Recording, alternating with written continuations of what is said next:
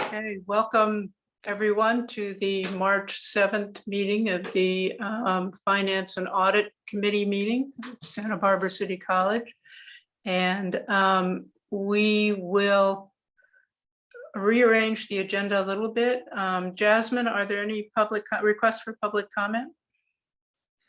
There is no request for public comments. Okay, Jonathan needs to leave by 5, as I understand. So we're going to move the agenda so that first we talk about 2.4, then 2.6 and 2.7, and we'll circle back to the earlier item. Thank you. So 2.4, draft 5-year projections. Lindsay or Rudy, who do we have?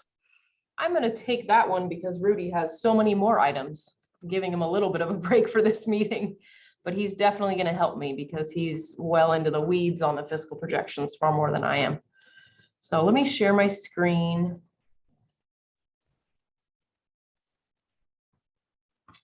Let me change the way you all look so I can see you all. Great. Okay. And I think we'll do a format, if you all like it, of feel free to interrupt me as we go. This is a small group of people, you know, just jump in. I don't have a terribly formal presentation for you. We're just going to walk through these projections. Okay. So I want to start off with some high-level explanations of what we're looking at here. So we are presenting 5-year fiscal projections. The document says draft, not because the numbers are expected to change in the next iteration, but because we want to add a lot of additional details to this report. We have a goal of making this report provide us with historical information, which you'll see is already in there in kind of this appendix at the end, but also a lot of additional details about the projections. And we're working with a new format different than what we've done in the past. We're really leaning towards this more Word report format, so it can have a mix of verbiage describing the numbers and actual numbers instead of something that's very heavy looking like an Excel spreadsheet. So bear with us for the next board meeting. This report will be longer, have more information, but it will have the same projection numbers. Make sense? Okay. So these projections start off with everything being built on this year's budget, fiscal year 21-22, and a projection of fiscal year 21-22 going out 4 additional years beyond that for a 5-year projection. Now we did 3 scenarios. The reason why we did 3 scenarios for the projections is because, as I think everyone here knows, we're all kind of into finance here in this group, that we have the January governor's budget update that we received in January, and we're in this in-between time, right? Waiting for the May revise. So we're estimating what we think could potentially happen between now and when we get the May revise information. And because we're having to estimate things, we don't know exactly what our revenues coming from the state will look like in the May revise. So the 3 scenarios are really, the changes in those 3 scenarios are on the revenue side. They're changes in potentially what our revenues would look like. Okay. And we titled them scenario 1, 2, and 3. Really, scenario 1 is kind of a worst case. Scenario 2 is kind of a middle case. Scenario 3 being a best case. I want to point out one thing for my board members here who were in closed session the other day when we went through these scenarios, the very first rough draft of them. That was before we had finished the actual projections. It was our first take. Scenario 3 here, what you're going to see today is slightly different than what you saw in closed session because we clarified the assumptions. So you're going to notice a difference. I'll point it out as we get there, but I wanted to show you. Scenario 1 and 2 are the same as what you saw before. Scenario 3 is a little better than what you saw in closed session. Okay.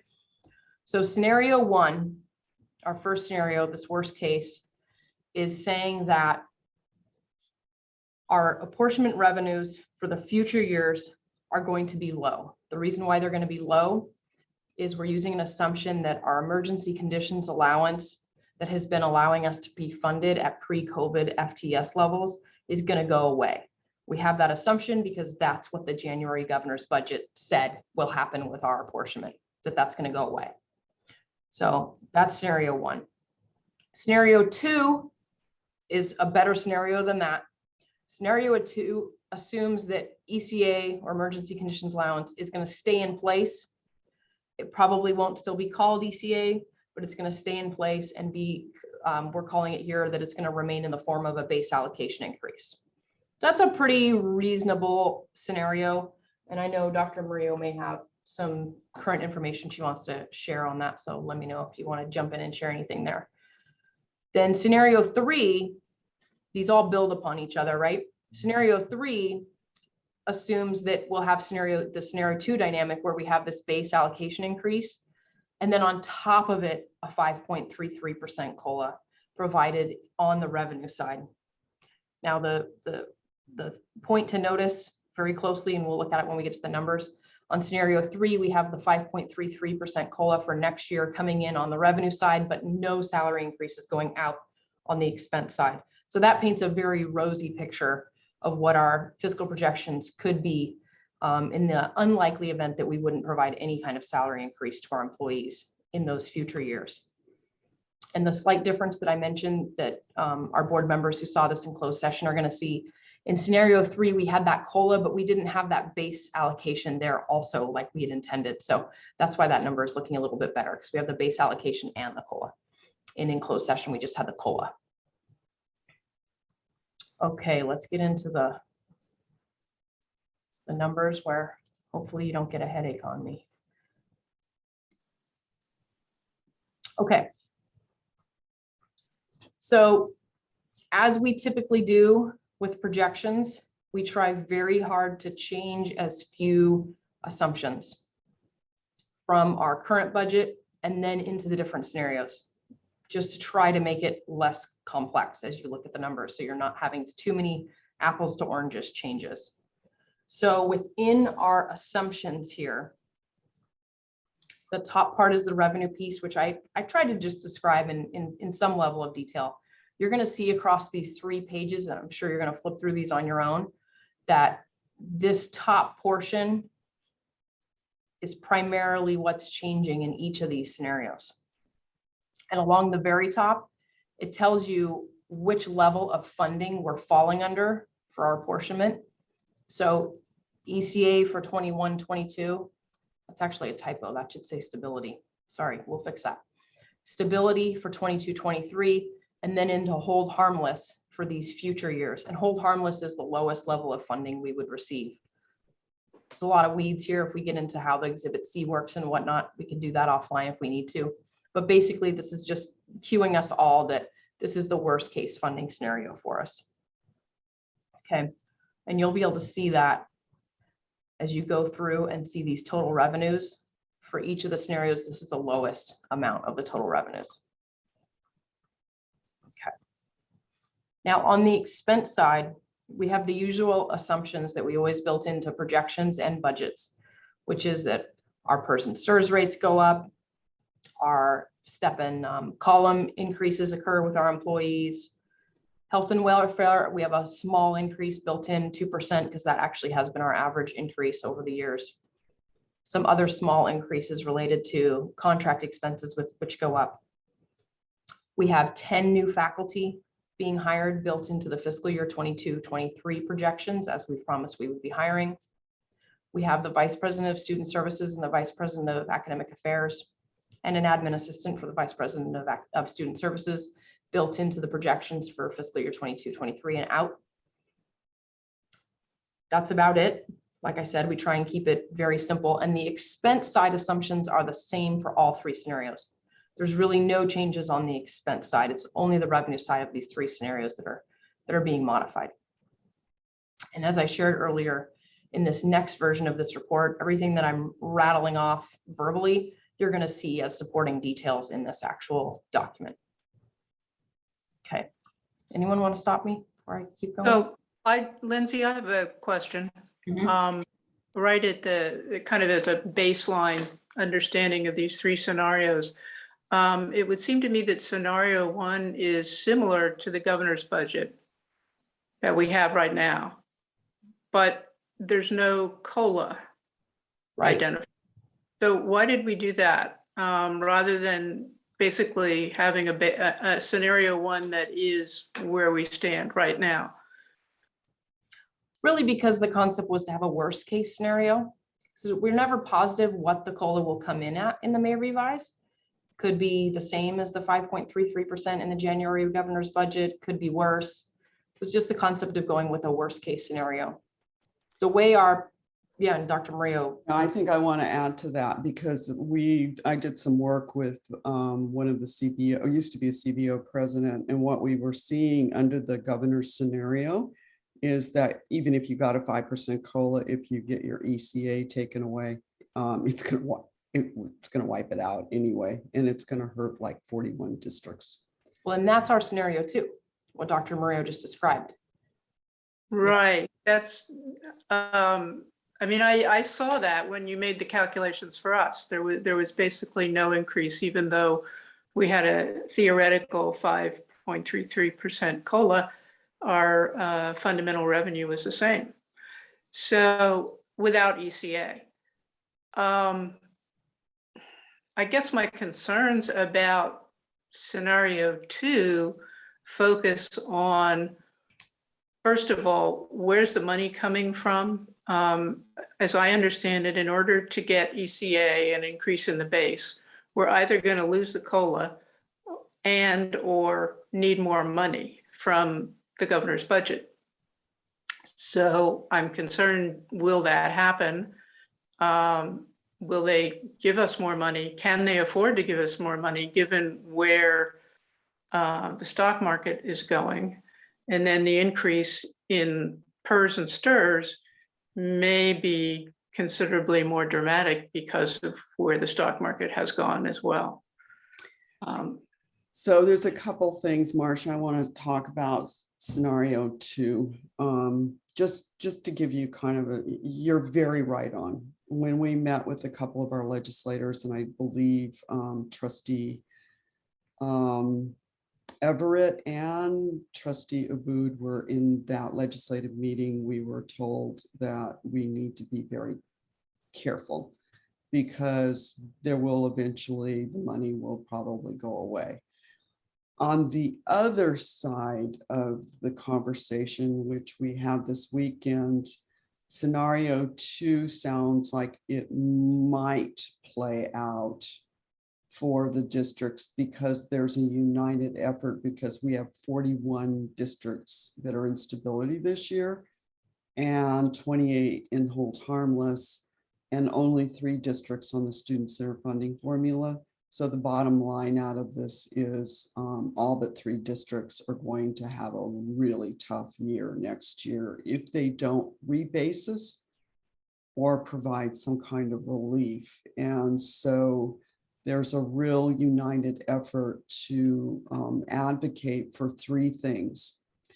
And with the money that we have, would be around rebasing us on the 2021-2022 funding level, so that we would just be rebased at that as the bottom instead of waiting to 24-25, which by then probably most of the districts are going to be, their revenue is going to be really, really bad.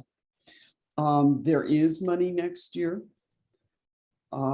And we probably expect the next years out possibly being what you're discussing. So those are the kinds of things. But at least if we can all get rebased for next year, it puts everybody at least in a better position if a recession or some of these other issues occur.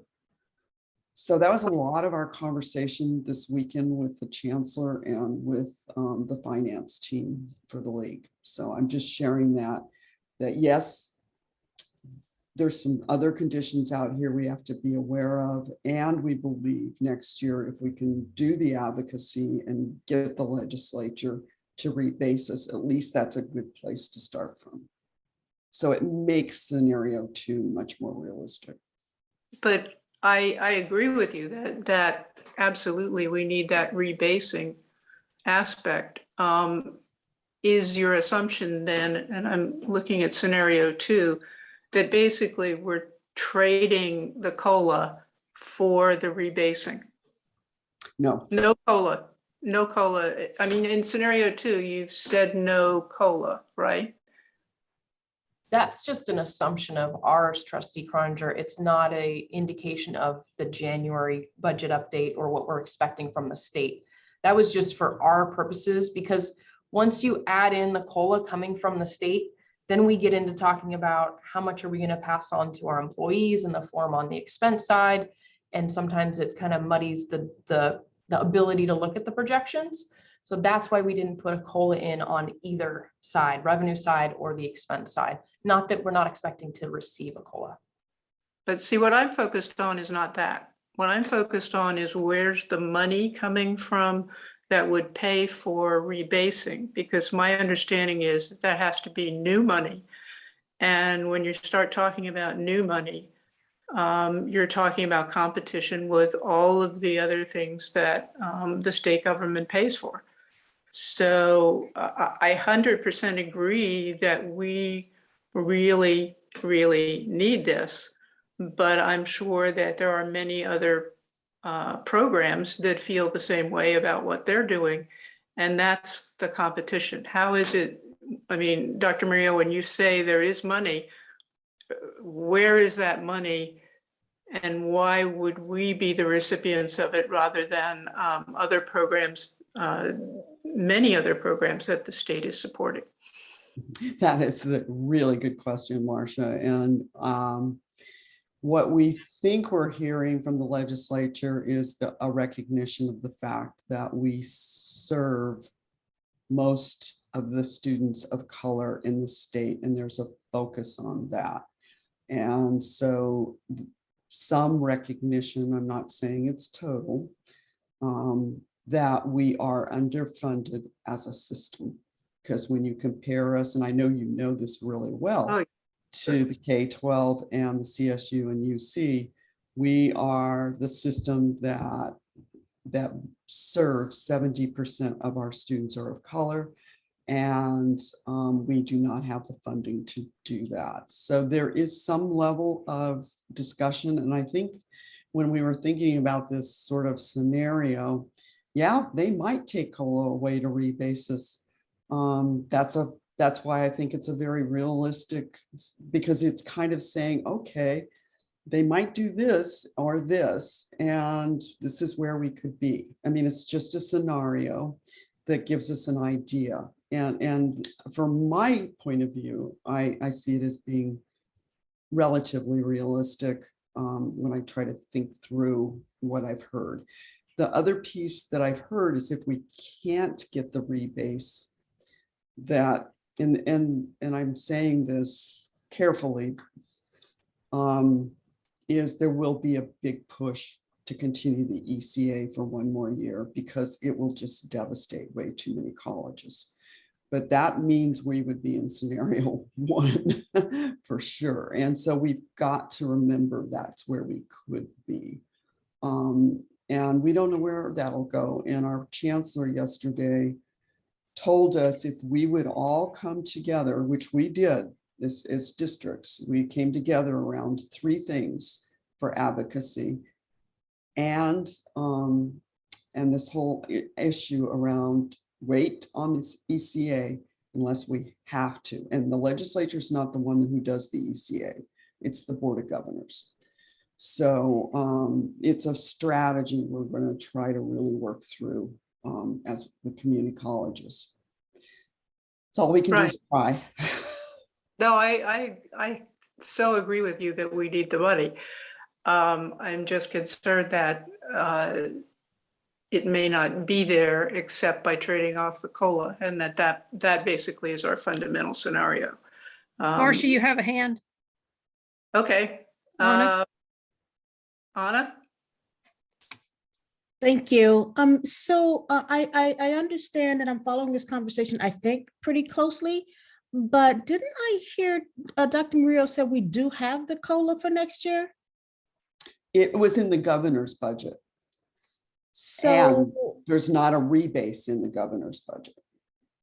Okay, so I guess what I was wondering then is, which one of the scenarios has the COLA scenario? So the third beginning. scenario is really our best case scenario where we It- have The the COLA? 5.33% COLA. And I'm just gonna say this because people are embarrassed when they get confused. Don't get confused. We got a 5.07% COLA this fiscal year. And the January update said a 5.33 for next fiscal year. So don't get confused. It is two 5% COLAs in 2 different years. So this scenario 3 has that COLA built in, plus all the other, I'll say positives or benefits to our revenue that we've discussed so far where the base increase stays. So in this scenario, I'm going to jump down to it because you brought me there, is I want to point out on each of these pages, please take a look at this line here, the net change in fund balance. That's either telling us that we have a deficit or a surplus, a negative or a positive. You can see in this scenario, we have a decent surplus. 2 million, 1 million, you see 3 million out here. And then you continue to see our reserve balances grow as well. Whereas the previous scenarios were deficits, where we're deficit spending and our reserve balances are declining. Now this middle scenario 2, yes, deficits, but we're still even out in the out year, $22 million reserves above our board policy minimum, whereas the first scenario is a bit bleaker, where the deficits are quite large and we fall well below the board minimum policy. So, Yeah, there's no statutory or other requirement to have a COLA. It's a policy decision at the governor's office Right. and the Department of Finance and all of that. And what I'm getting at is that it's, a chunk of money, say, for us, say a couple $1 million. And we are, when we ask to be rebased, asking for another $2 million. And so what I'm getting at is, where does that second level $2 million come from?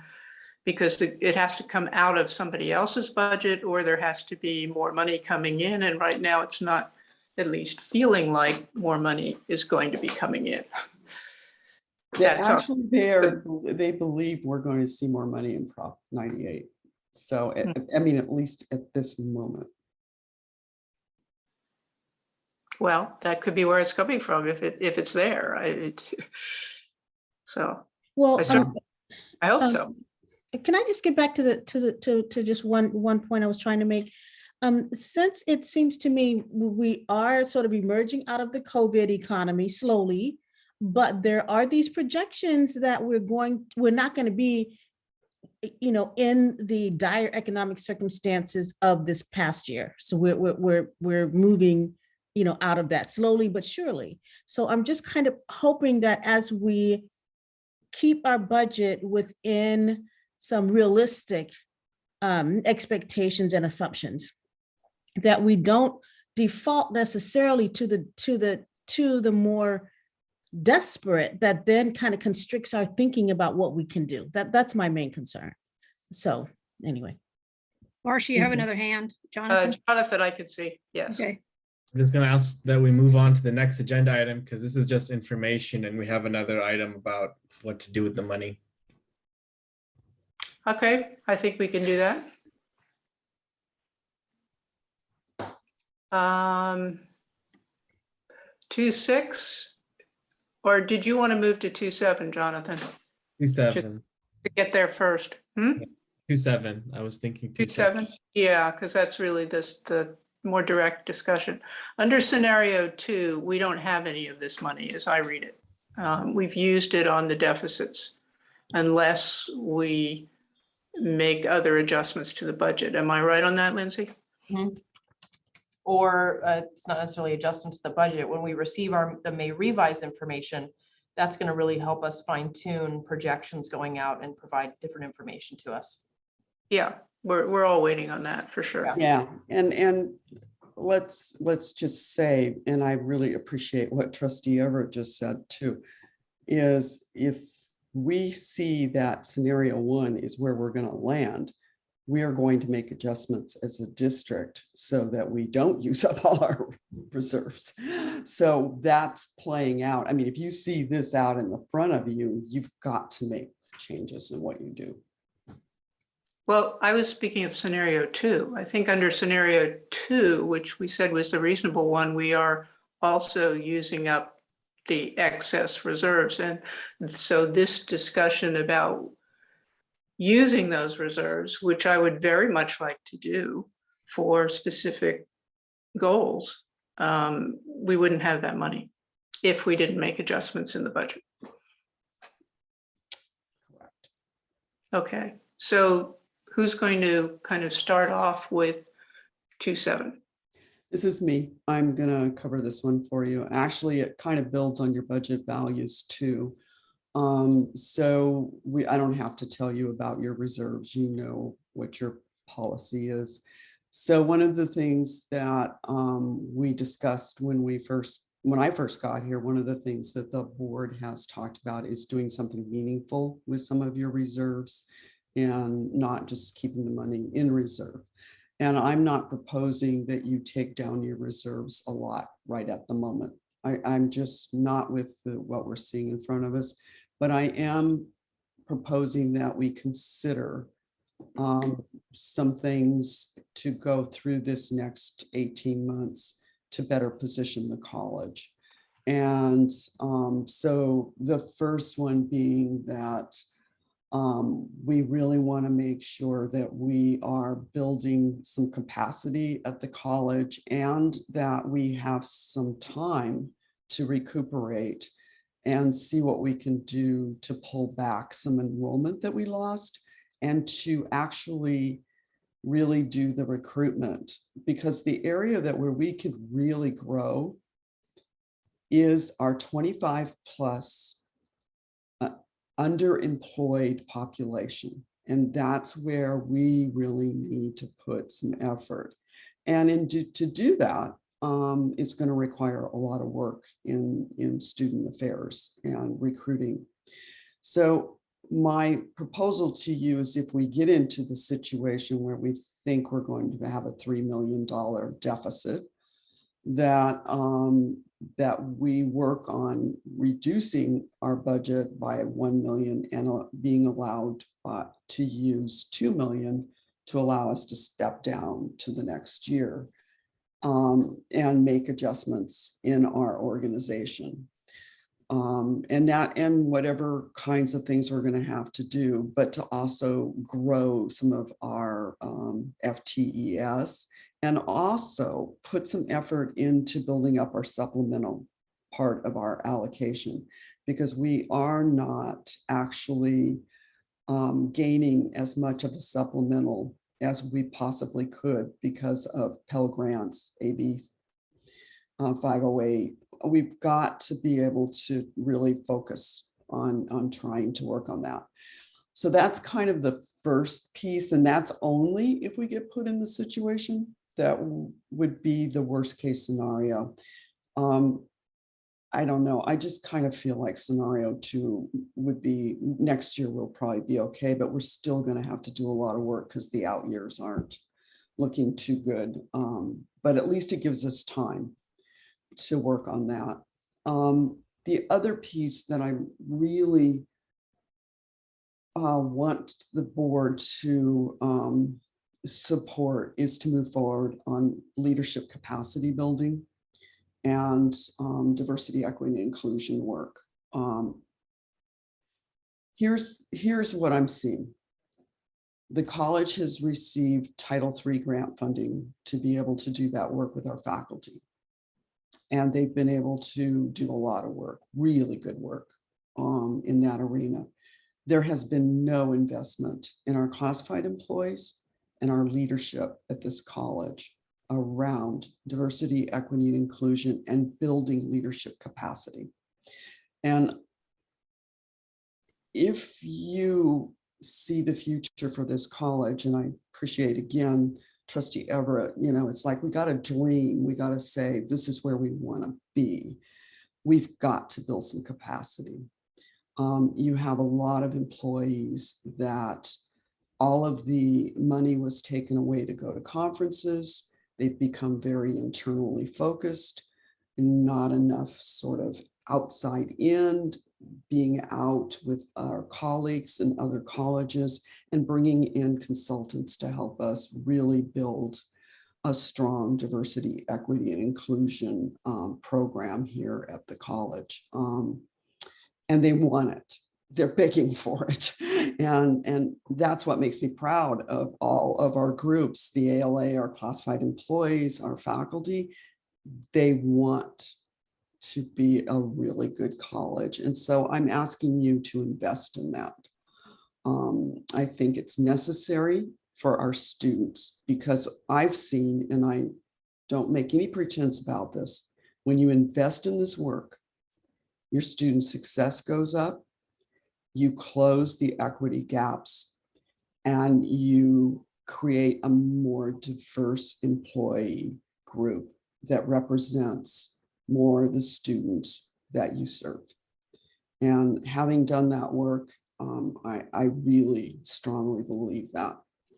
And in fact, I was showing people this last weekend, some of the stats that, you know, how we had diversified our faculty and staff, how we saw our transfer rate and how we had closed many of our equity gaps at my prior college. And I think this is important work. So that's the major piece that it's not like I'm asking you to invest millions. I thought over the next 18 months while I'm here, $400,000 was a reasonable cost.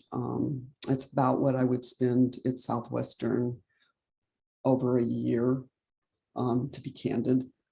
And then the other thing that I would like for the board to really think about in this process is, what do we need to do around facilities? And do we need to put some money into some things there? And the last piece is, you know, in your budget values, you actually talk about having a fair compensation based on total compensation for your employees.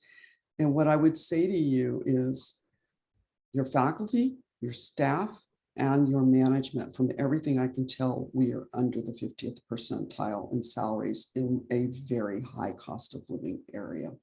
And I think we need to start with equity in compensation, and our job descriptions are old.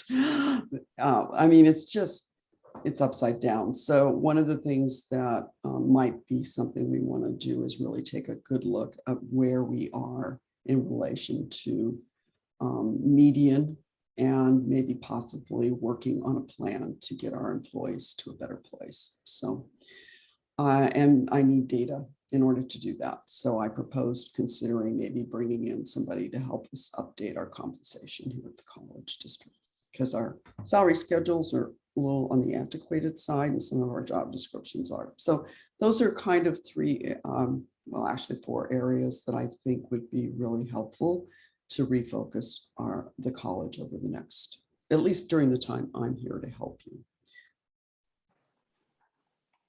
Yes. Jonathan? Yeah, I really support this. The first point I'll make is that we already are going to have a $2 million surplus this year. I don't see any reason why we should not just immediately spend that $2 million next year. At this point, we are way above our surplus and our reserve limit. We shouldn't just sock the money away. So that 2 million is like the first pool, I think, to spend.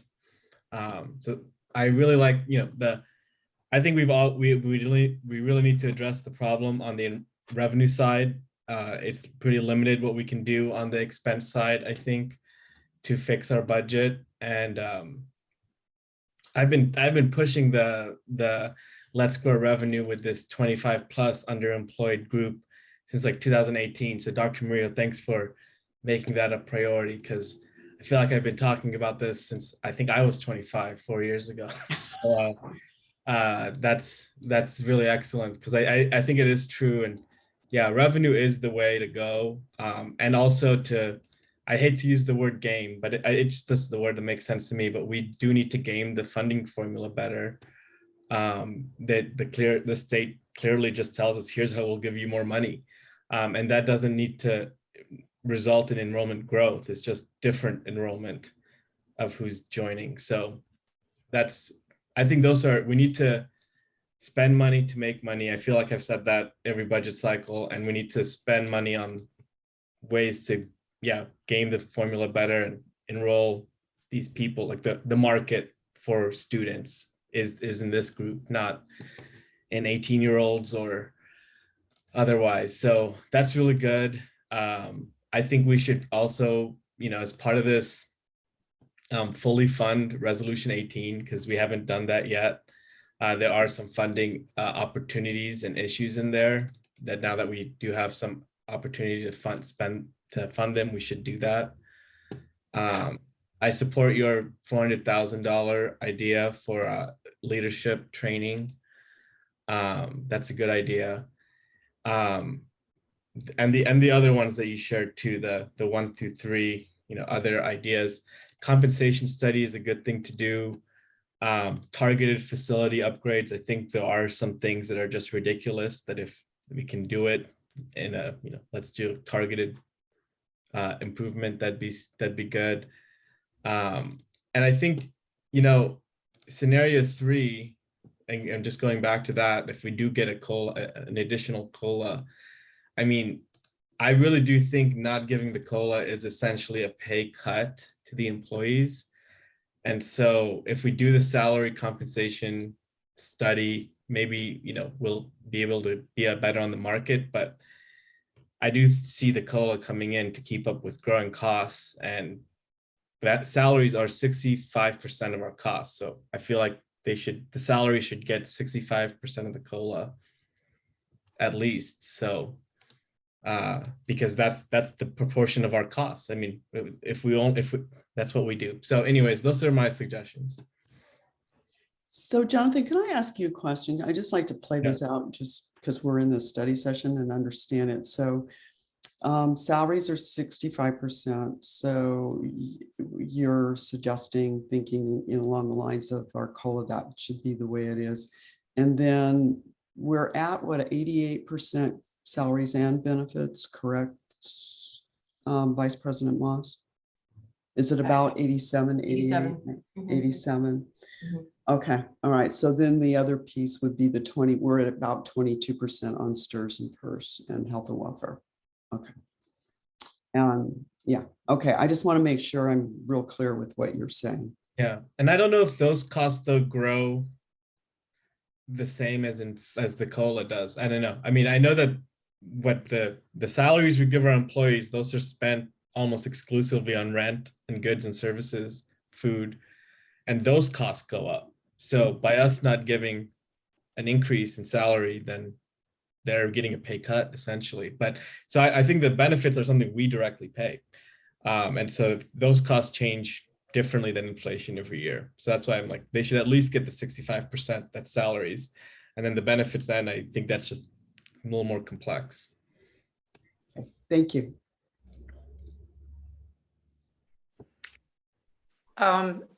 I certainly support what you're suggesting, Dr. Murillo. I think the professional development component is just really obvious. One of the things that I would particularly like to do is the reason we have this money above our reserves, which I have talked about, others have talked about, spending it on something that really makes a significant difference. I would add that a significant difference for our students in particular, that we should be circling back to when we spend this, how is it helping our students? Because I think that was the most fundamental purpose of the HERF money, and our ability to use it in this way and not just use it up in deficit spending is important to me, at least. It's one-time money. It's not ongoing money. We cannot rely upon it for salaries. We cannot rely upon it for any of our ongoing expenses. We can, as you suggested, identify issues for facilities that need attention on a one-time basis, obviously. And I would support that. I don't know, you didn't mention a number for that, and I'd be interested in what you're thinking, as well as on the IT front as well. Bearing in mind, what is it helping? How is it helping our students? And I have IT working on an IT number, and we will bring something back on facilities if you are, whatever we think is really important, although we do have money set aside for that, and we do have an IT fund. But one of the things I've got to tell you is this college, we've got employees on computers that they should not be on. We need to get refreshed and up to date. We can't do certain things for students because we're behind in IT. So I asked Dean to give me a number, and I'll have that for you. Okay. I think Cornelia was next, and then Anna. Yes, thank you so much. And I'm sorry for the side noises. I'm in the airport. So my question would be, because Trustee Abood was talking about the benefits part of the whole 87% benefits and salaries. Can we spell out the percentage increase in STIRS and PERS that we are expecting on that part? Because there's also benefits in the form of the Social Security, which I believe does not go up, and also a huge packet is also the health benefits, which we enjoy and which we are very grateful for. But that also, according to my information, has been the increases have been way below COLA. Is it 2% this year? I must admit I did not look it up, but I bet that Rudy and Lindsay have that. Yeah, I was going to say, Trustee Moss, would you, or I'm sorry, Vice President Moss. Trustee Moss. Sorry, you calculated that out, because I think we calculated with what we have on the table right now and the benefits that we were over 5. Is that correct? We did calculate out those specifics. I don't have them handy off the top of right on my hand. What I do have handy, which I know is not exactly what Cornelia is asking about, but the numbers are there, is the very last page of the projections shows all the benefits line by line and the dollar amounts and the percentage increases and decreases. So Cornelia might have seen it there.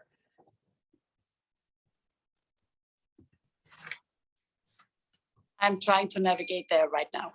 Yeah, I think what you're looking for is there. All the details are there. Yeah, because when you took I took the numbers, and I asked you the other day, where are we when we totaled it up with PERS and STIRS and health and welfare, close to 1%. Yeah. Am I allowed one more comment, please? Sure. I would like to just give a shout out to our fiscal team, because I do see, number one, the extensive work that went into that. And also, I really appreciate the transparency that we are seeing here at our college. Having close contact with a lot of other union leaders tells me that this is not the normal in other places. So I wanted to appreciate that. Okay, Anna. Thank you. First of all, I just wanted to say that I really support what Dr. Murillo is proposing here. And I also appreciate the fact that Trustee Croninger is trying to keep our eyes focused on the students. How do our students benefit? Our students benefit, and they are helped by a campus that has high morale. We've been through, several crises around our administration, and that has not helped students, nor has it helped the college. So, having these ways to spend the monies that we have, this $2 million benefit or,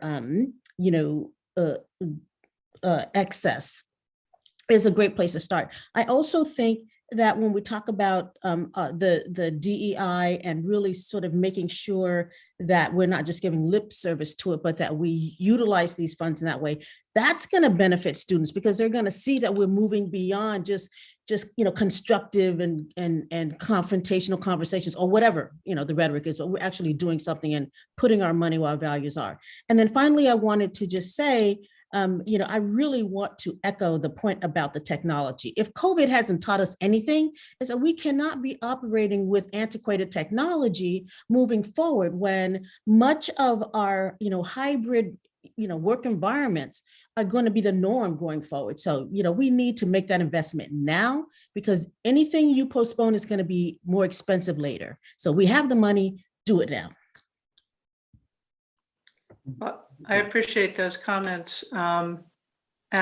And it also made me think about whether there needs to be a special component here for planning for how we look in the future in terms of online, in-person, hybrid, and the impacts of all of that. I mean, it's not something, it strikes me that you can easily just fit into our existing workload, that you may well need special resources to work on that kind of a project. And that's our future. What do our students want? What do they need? And how are we going to meet them in particularly in the technology area, but in all areas? So, I mean, I would be in favor of setting aside some money along those lines. That would be great, because once we finish our strategic planning process, there are colleges, and I was hoping to get through that by next fall. There are colleges, and I think one of the things we're really starting to hear is we're going to have to figure out how to create student experiences that are very strong online and student experiences in person, and how we're going to do it with limited resources. So I mean, lots of conversation around this weekend, so I appreciate you noting that. Is that something like facilities that you could, perhaps bring a number back to us as to what you would like or need? Yeah, I can. I actually have a colleague who's doing the futures work right now. I can get the numbers from her. She actually has a firm in there. I talked to the foundation a while back about this project, and I'm waiting to see how it's going for her to see if I want to recommend it here. But I'll get some numbers on it because I saw her this weekend and it seems like it's going quite well. So. Okay. If I can help, let me know. Thank you.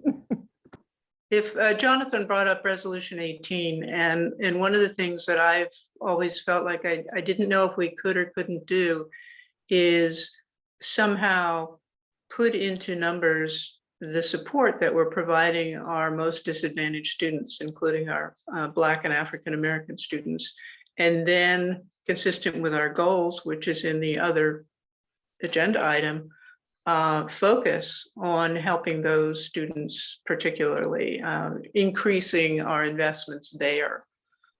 Is there, obviously the DEI work and the professional development you just talked about fit that, but is there more that we can do relative to that subject?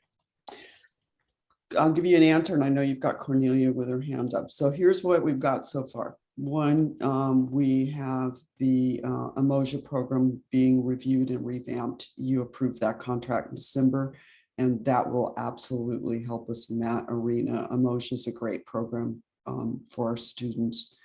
The other piece that I'm really excited about, and I'm hoping we can get this pulled together to launch next year, is a first-year experience program through our Title V grant. Melissa Menendez, I met with her, and we've got a first-year experience being brought up. I can tell you from past experience, first-year experience programs are very successful if you do them right.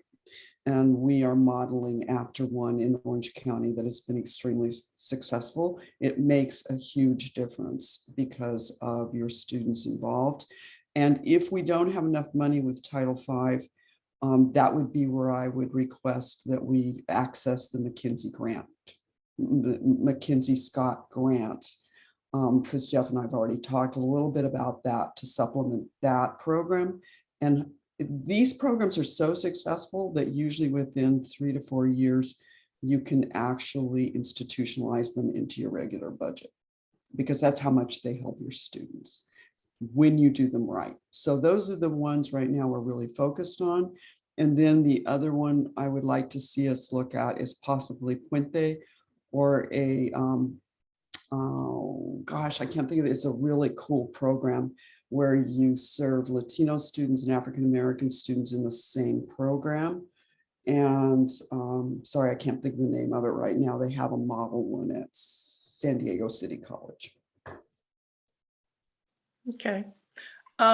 Jonathan had his hand up, and I know he's going to have to go at 5. Cornelia, can I skip you and come Yeah. back? I wanted to suggest that actually. Okay, Jonathan? I just wanted to, I had a couple things, but just on the resolution 18 point, what we had committed to was dedicated resources for counseling and financial assistance. And I guess we need to maybe spend some money to help us move our policy review process that we committed to along. We also committed to resolving our complaints process and to help with local employment opportunities for our Black and African American students. So those are just some things we said we would do and maybe need some spending on. We are working on the complaints piece right now.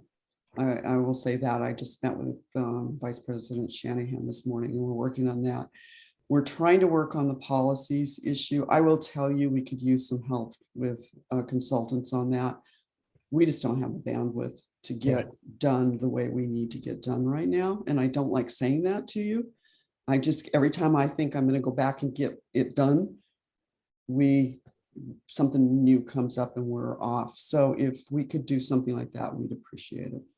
Yeah, maybe, yeah, that could be we can do a limited thing, test it out, but it's fun to spend, and it's something we said we would do that we haven't done yet.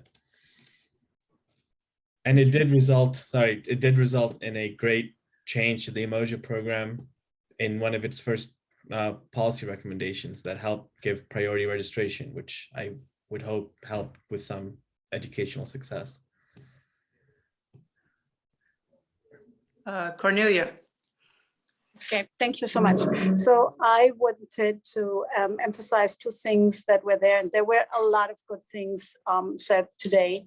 The first one is I would like to emphasize that employee morale is very important. It is very important to not only say how much effort and energy and work went, especially in those last 2 years. The way our life works is that this appreciation is expressed in compensation. And I want to make sure that this is highlighted once again. I know it was said by one of the trustees. The other item I wanted to emphasize is that Dr. Murillo, you said you wanted to look into compensation studies. And I know everybody here has gotten like multiple community emails from me with links to the compensation studies that are at the moment out there, right? And specifically the Santa Rosa one, which is a 2022, but also the one that our faculty member Anna Parmalee has put together for the FA, which only focused on the 10 comparable colleges plus SBCC showed us way below the median. Specifically, Santa Rosa showed us somewhere between mid-50s and mid-60s out of 72 districts. And that is something the FA strongly believes that we need to change that. And thank you for allowing me to highlight this again.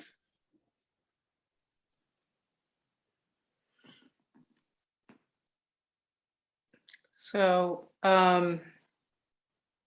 should we move to our remaining item? Well, we've still got Jonathan for another minute. Which, We're happy to do that. So we're really just to talk to you about the tentative budget assumptions and alignment and your budget development values that you established in 2019 and see if you wanted to change any of those. And looking at your goals and everything that we've been working on together for the last 6 months, working through the budget assumptions and then the values. Is there anything that the board would like to add, remove, highlight, emphasize that we should be aware of? I think that's one of the important pieces that when I was looking at your budget development values, I was so excited to see you have these. I would actually like to put them in administrative procedure for you, if you wouldn't mind, so they actually are in your procedures. That's, then they're really grounded, right? And so is there anything in those that you would want us to change and bring back to you? Jonathan, did you want to comment first while you? Yeah, I was just gonna say, I think they're really good. If you ask, one thing to highlight that I guess I'd like to see something represented to it is the considering our carbon footprint, which we did put in, and there was a lot of advocacy from the faculty and staff and students to ask us to add that bullet point in. So it would be cool to see what we can do with that. I know that the Unified School District did solar panels in all their buildings. There's different things we can do. I mean, by being online even, that's less emissions, people driving, but I don't know, something where we can do something on that front. Not that everything before that is also important, but I don't think we've focused on this one a lot either. Okay, thank you. Would you object if we put this into procedure for you? A good idea.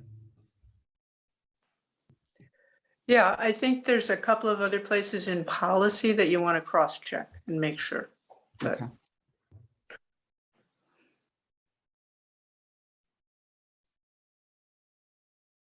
All right, we've got our marching orders then.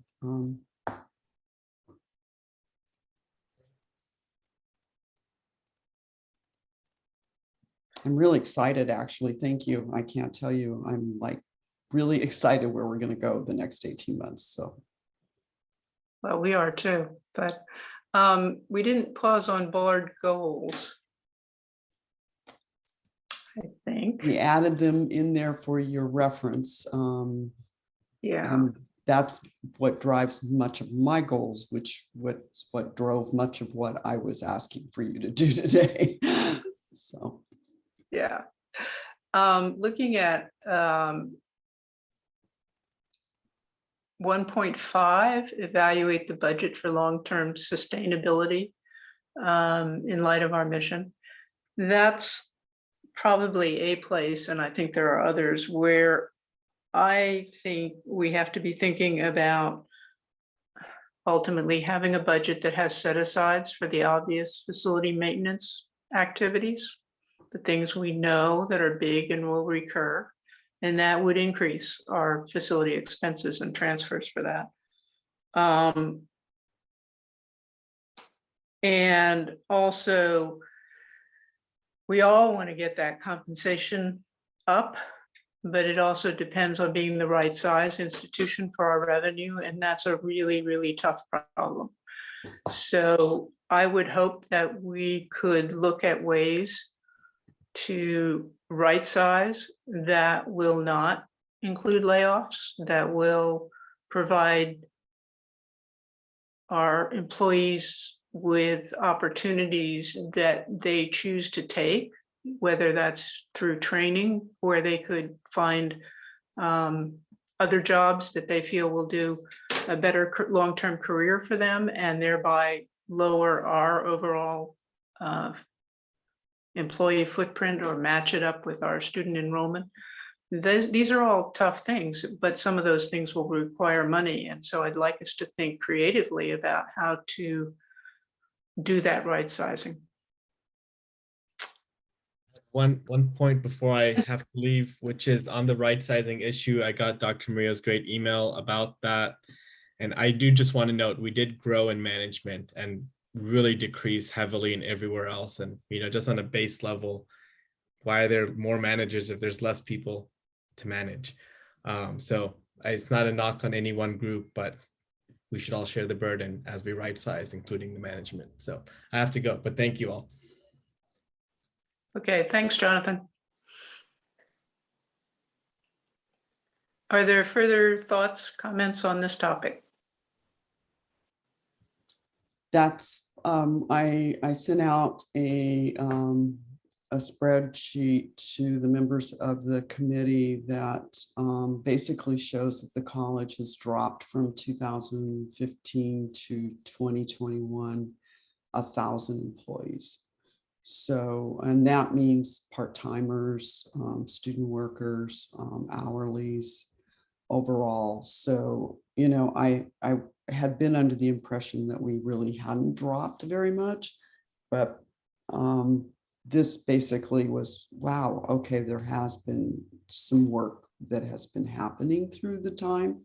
And one of the things that we're talking about in cabinet is really, we need to go at this from intentionality.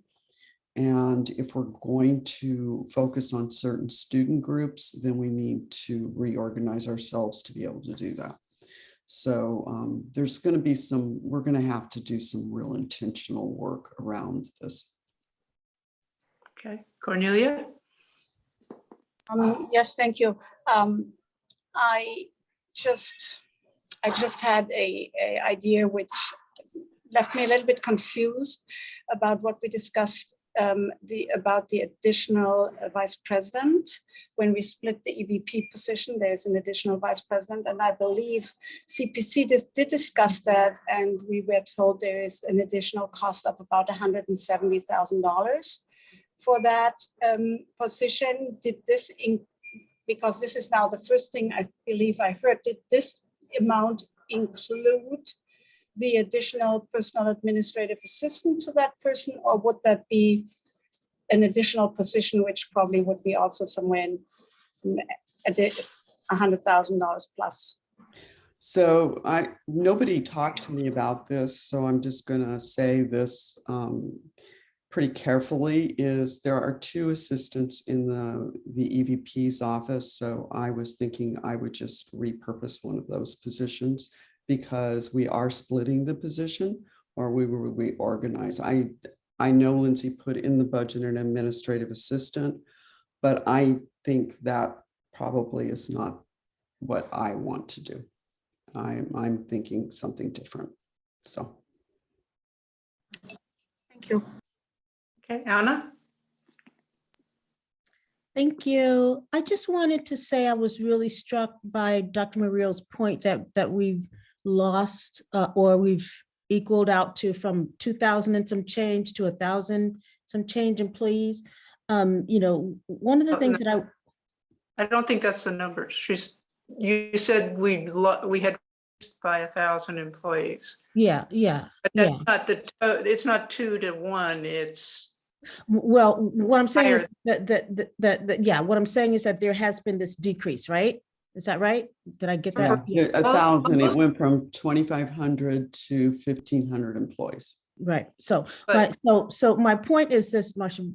My point is this. One of the things that's been happening is that we have been so into crisis mode with COVID that we haven't had an opportunity to step back and do the kinds of assessments now, so that we can do a rebalancing and righting the ship, to move forward, because we haven't had that breathing room. So we're going to have to take space to do an assessment of where we are now that we have COVID, a little bit, much more under control, much more within our ability to manage and to project out. But we haven't had the opportunity to kind of step back and see, okay, with this decrease, what does that mean? And I'm just, thinking about it in relationship to Cornelia's question about the, trying to, look at where we are right now. But at the same time, not wanting to kind of recognize that we do need to take a breather because we've been so successful and so, singularly focused on just addressing the COVID crisis. So I'm just really hoping that we can, kind of think about where we are in terms of staffing and compensation and, all these other issues that we've raised that are really important, like the leadership capacity and capacity building and the DEI and all that. But again, we do need to step back and do a little bit more assessments now that we've, kind of gotten COVID, at least in the side view, if not in the rear view. So. I think that's a terrific comment. What I have noticed about our employee reduction is it's very heavily in the hourly employees are unfortunately our most, our least paid employees are the ones that were cut most.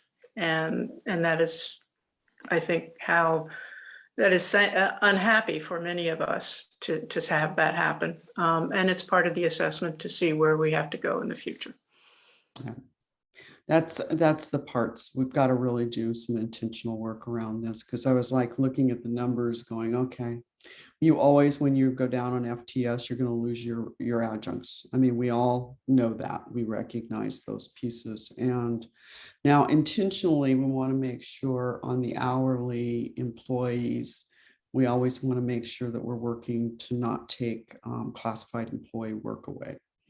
And that's the other part that we're trying to review right now, to make sure we don't have people doing classified work that should be in the bargaining unit. So those are that's always the work we have to do. It's very intentional. And I appreciate, thank you, Trustee Everett, because this is, coming out of this, I keep thinking, okay, we're emerging and we can really start focusing now on the things we need to do.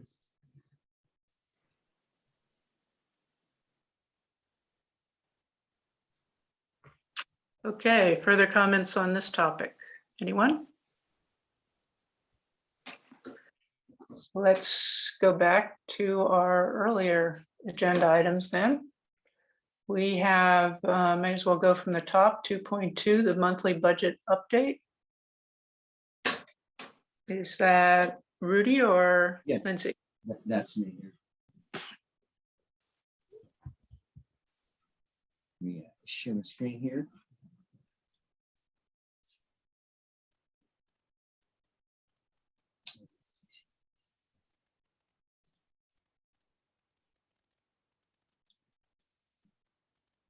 Okay. I'm sharing the right screen here. Everyone sees the. No. It just says it's screen sharing, but there's nothing there. Well, I think his connection is bad.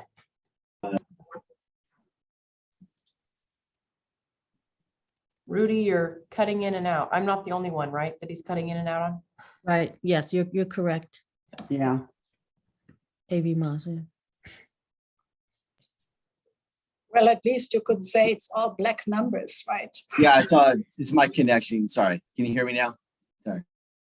We can hear you. You look frozen and you're not sharing your screen, but we can hear you.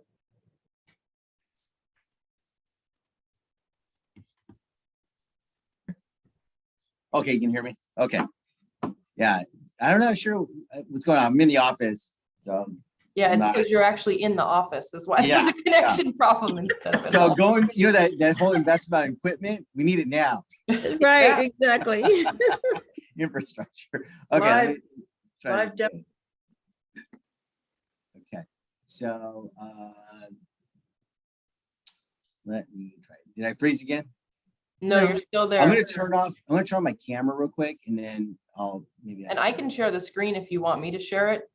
If Yeah, that you want to helps. do that? Yeah, let's do that. That would just for sake of time. Sure, I'll share. You Yeah. can talk. Here we go. Okay, so we'll go through this one. This is the monthly Uh-oh. Maybe I'll be doing this item and all of his others. I think we lost you again, Rudy. I'll take over in the interest of time.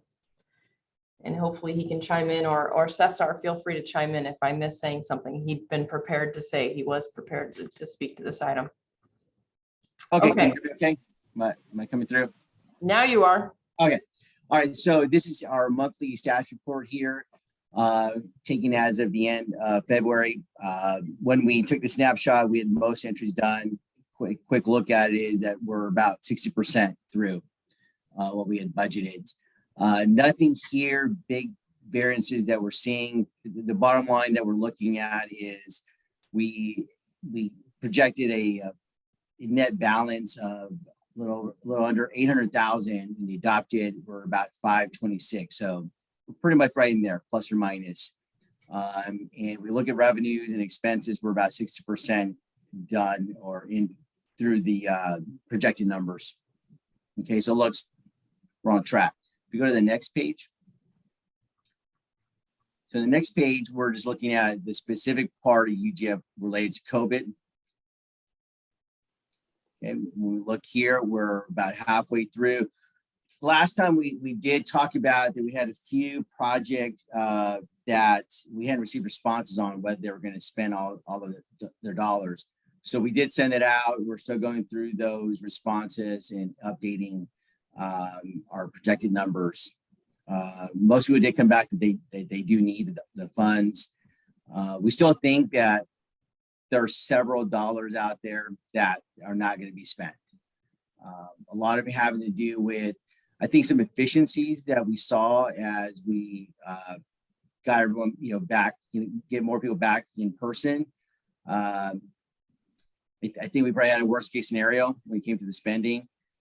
So a lot of things that people thought they would need really is not really come to pass. So we really do think we'll have a lot of dollars there available. So we'll keep you updated on that for the next report to see where we stand. Okay, but I just wanted to update you that I think we did mention that we would send out another email out to folks and get that updated. Okay, so going on to the next page, we're now looking at any changes to the assumptions. The big one being, yes. Thank you, Rudy. Before we move on, I just want to ask if that funding, if those expenses aren't expended, if they don't use them, does that mean we lose them, or can we roll it over? This There is is our, an option. Carry forward. There's an option to extend. Oh, That's always an option, right? In fact, the chancellor's office did send a reminder, like, please remember, we'll send it out 2 months before so you can do that. But like I said, this is something we're really managing. But that's a good point. We don't want to lose those funds. right. And we want to stress that they need to get it done, because if you don't spend it, then people assume you don't need it. And we Correct. don't, and we need it. and I want to clarify that a little more. Everything that was just said is 100% accurate for the HERF dollars that we received. But this particular page is the UGF COVID mitigation fund, which was primarily funded with HERF dollars, but the money's no longer restricted in HERF. This is our money. We can do what we want with it, no restrictions, etc. So it's kind of confusing. So lots of different COVID related funds. This one is unrestricted. So the next few 2 pages we'll go through is, well, I'm sorry, I think, well, the assumptions here. So the big thing here is that negotiations are still ongoing. And so that we don't really have a lot of big changes going on. As you can tell from the first page, you look at what we projected as the fund balance for the adopted versus the adjusted. It's not too changed. It's about, I think, about 150,000 or so. Okay, so we go on to the next page.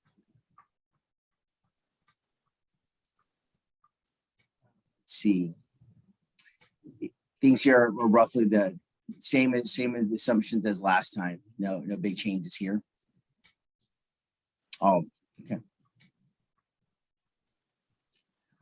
Okay, the next few pages we're looking at how that translates over to the fund balance and the reserves. So if we look at the details of what changed here, most of the changes are in the areas of salaries and classified. So as people move into interim positions, et cetera, we make the adjustments in the budget. So this is very similar to what we had last, for the last report.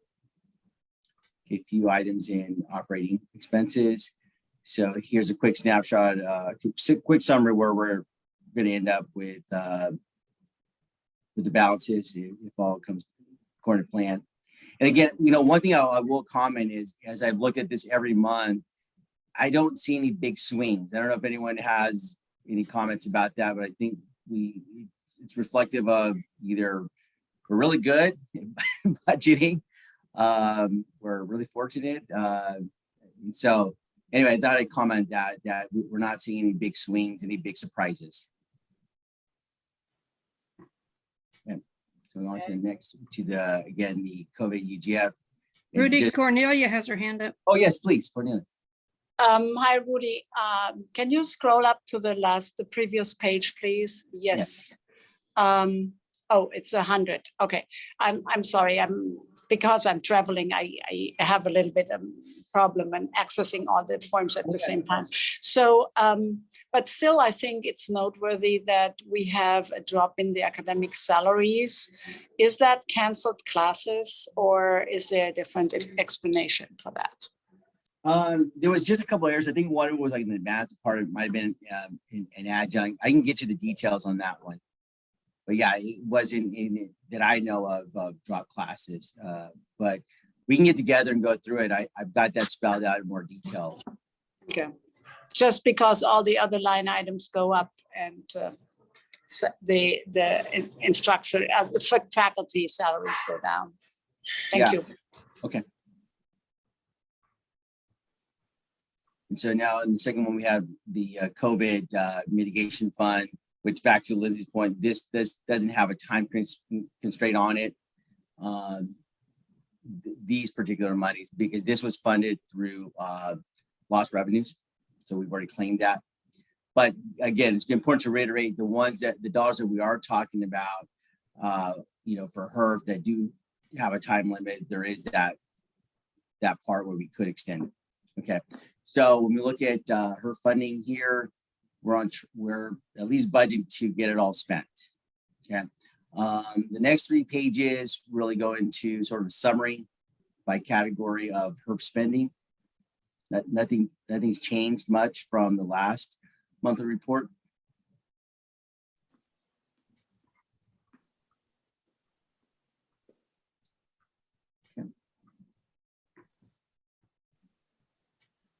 I think that's it, right, Rudy? Yeah, that's it. Yeah, this last page hasn't changed either. Another kind of a summary there of HERF 1, 2, and 3.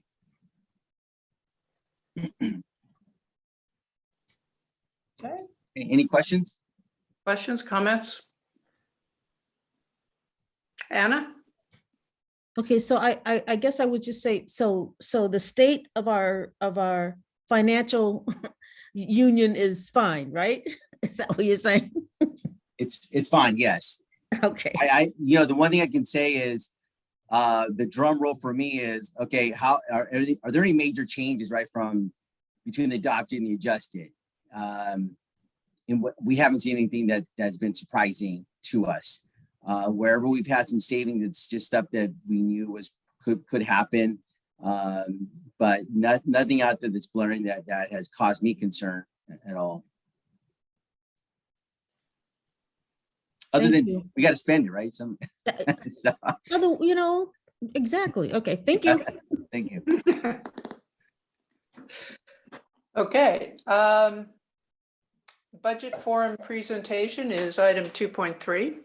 Trustee Croninger, do you want to do that one last, just because it's kind of a meaty one? We could knock out the 2.5 real quick if you want. Sure. Okay. 2.5. I'll pull it up since Rudy's having a hard time sharing. Although, Can I 2.5, I want to, can I try share? I have it. you want to give it a try? Yeah, go ahead. Give me 1 second here. Okay, yeah, it looks better now. Yeah, he has a specific reconciliation I believe he wants to show. Yeah, so one thing I want to apologize, what was uploaded, it was, it gets a little harder when you're trying to, sorry, let me share that real quick. When you're trying to load it into Board Docs, the tables don't work as well as Excel. So we'll upload it in a different way next time because there was an error in the table itself. It showed that there was like a $2 million variance in the expenditures line for UGF. Okay, that the variance had to do with what's going on in the UGF for COVID mitigation. Okay, everyone can see this, okay? Yeah. On the screen. Okay, so again, this reconciliation is because when you look at the 311 report, you'll see that there is a negative, almost negative $6 million deficit. And what we said is that is the result of rolling over the dollars for the COVID mitigation from last fiscal year to this fiscal year. Our intention is to spend all of those dollars. So when we look at the beginning balance of the adopted budget, we are at 25 years of projected revenues and expenditures with a net fund balance of 769,000 and change, with an ending fund balance of 26 million. So that's what we thought with the adopted. We didn't spend all the dollars with COVID mitigation, so those dollars roll over. So our attempt here is to show how the mechanics work with the numbers. So that tells us that we had the beginning balance, and also when we did the adopted budget, we hadn't closed the books yet. So we had a rollover of adjustments of about 3.5 here for UGF, 6 million for COVID mitigation, with a beginning balance of 35 million for FY 21-22. The revenues, same.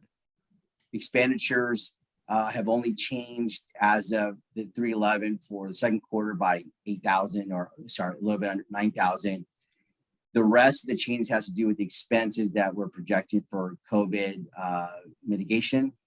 Gives us total expenditures of a little under 112 million, which you can see on the 311 Q2. And that comes up with the net change of just under 6 million, with a total ending fund ending balance of 29 and change. Now, with regards to the UGF COVID mitigation fund, this does show that we are over. So one of the difficulties is that when you're going through the year, we'll do adjustments. And as we close out a month, we'll come back and realize, okay, we did an adjustment too much in one area, especially with the COVID funds. We're always trying to juggle to see what dollars we need, we don't need. So this amount here, 6.5 million, has already been adjusted in January. So we're balancing there. We're not going to have a deficit spend in those dollars. So I just want to let everyone know that. Are we gonna have a surplus then? We hope to, yeah. So back to the point that we're sending it out to folks to say, hey, do you need to spend it? And if they don't, then we'd like to capture those dollars and put it to other uses. Okay. So I'll pull up now the actual 311. Okay, so in 311, here, sorry. I will say, Trustee Everett, it's a bit easier to digest our monthly budget update when you want to understand our unrestricted general fund and where we're landing for the year. The 311Q is the Chancellor's Office format, not the most user-friendly.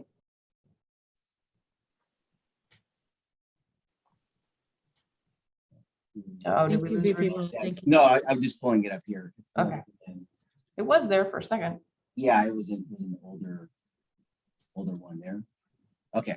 There you go. This was blurry. Let me pull down the one that we have in Board Docs. That one's a little bit easier to read. Just here.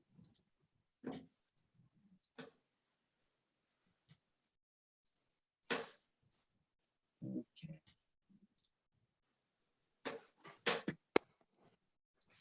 I feel like I should have like a joke ready to go as we have these pauses, intermission.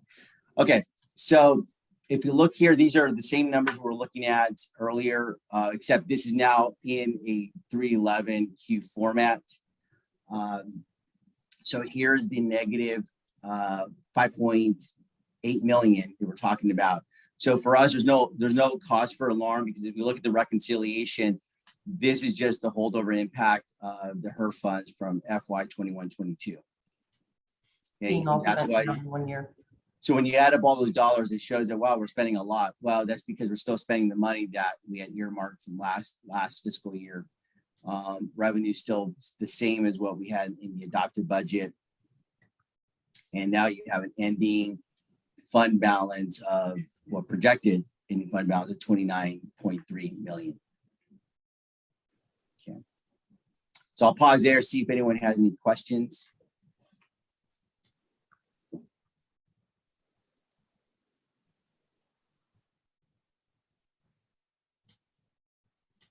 And again, I think for sure, you know, what we're looking at is to make sure that if we did see an area that was causing us concern, like spending too much in one area, or somehow revenue's not coming in as we have projected, would be to obviously flag that information and bring it to the committee. We don't see anything like that. What we see here is the only issue we see is a timing issue on spend. We can always come back to this, but if everyone's okay, we can move on to the next item.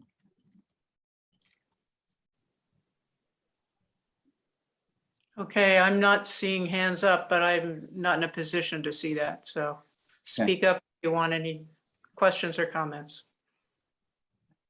There's no hands, trustee Okay. Crutcher. And again, if someone just kind of all of a sudden feels like, oh, I just remembered something, please let me know.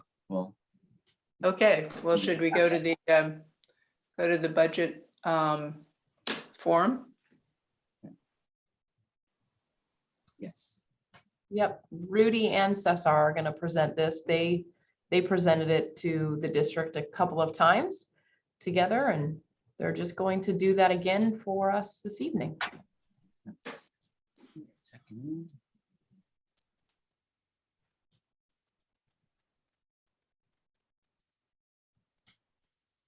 Rudy, we can't see the Yes. presentation anymore. We can only see that Yeah, PDF. you know, it's kind of funny when you have the two screens, it puts it somewhere else. So give me 1 second here. Yeah. What does that?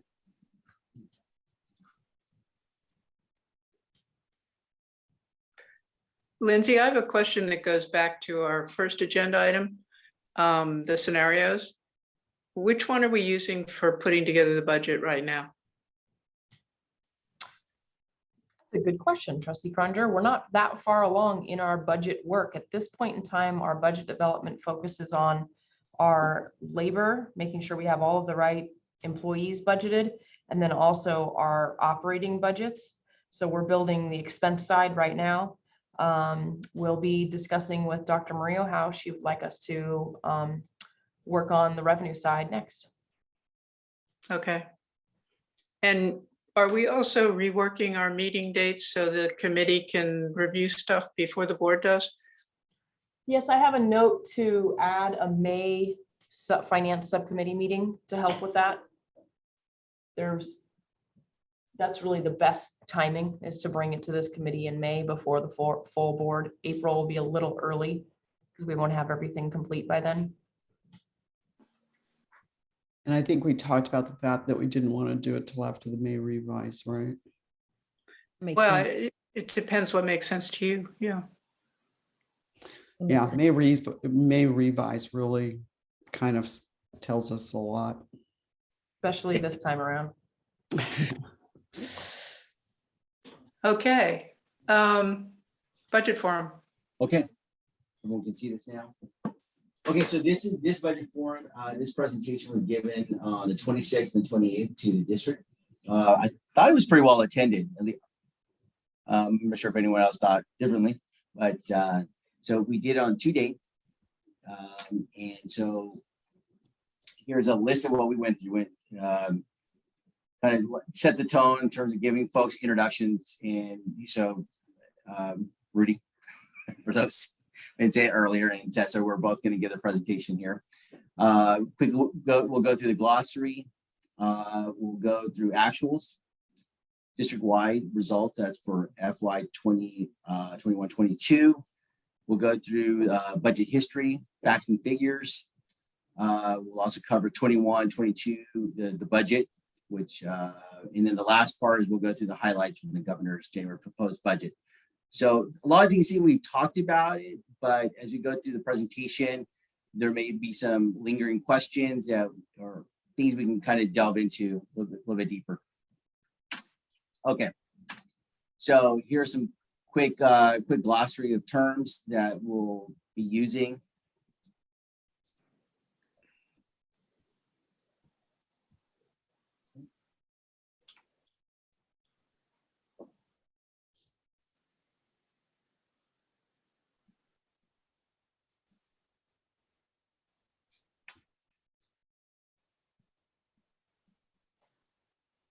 Now, the last one, I do want to highlight that part by saying that the emergency conditions allowance, or ECA, the big thing about that I try to share is that the impact in the formula is that we get to keep an FTS number 12,614, which impacts a 3-year average, which is what's used to apply the rates. So just want to throw that out there. For those that have not looked at the funding formula, that's the benefit to the district. And then we get to use a higher number in calculating our 3-year average. Okay, so actuals for 2021. Okay. Here's a quick chart showing the results over the past 3 fiscal years. And I think one thing that's interesting about this one is we really do see clearly the impact of going into the pandemic, especially as you look at the revenues in salaries as well. And we'll delve into a couple of, we'll highlight a couple items, what we saw in some of the variances here.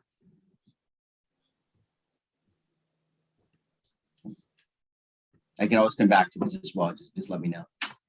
Okay, so a couple highlights for 1920. So, we saw the district report 13,000 as FTS.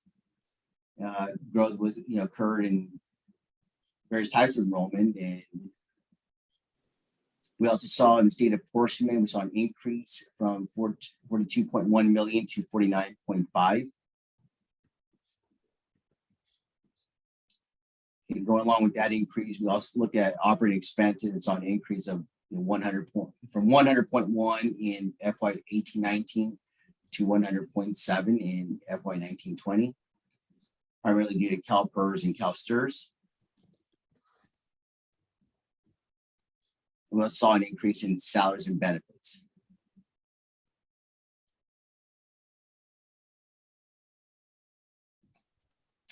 In 2021.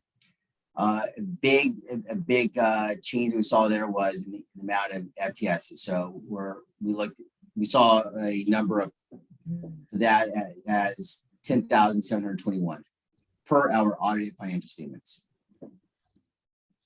Okay, and this decline was seen across various areas. So of enrollment, including credit, non-credit, and dual enrollment programs. Okay, we did see an increase in revenues, primarily because of HERF. We continue to see an increase in the area of salaries related to CalPERS and CalSTRS.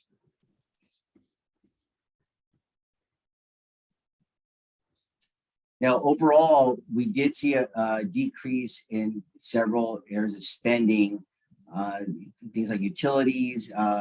We didn't have to spend as much in a lot of these areas. So we did see some declines there in spending totals. For example, in the operating expenses, we saw a decline from 100.7 million to 89.7 million. Okay, a big part too, we saw reductions in adjunct faculty and hourly staff. Rudy? Yes. as we look ahead on these energy expenses, are we projecting significant increases due to the increasing price of oil and so forth? So we did factor in an increase. We're probably not staying ahead with what's going on. As someone, I did come from that industry, oil and gas. These things have their swings. So I can say that for now we have added that as a factor in the projections. But I don't know that I can say that it's perfect. Right? I think we added in about 7%. Could be higher, of course.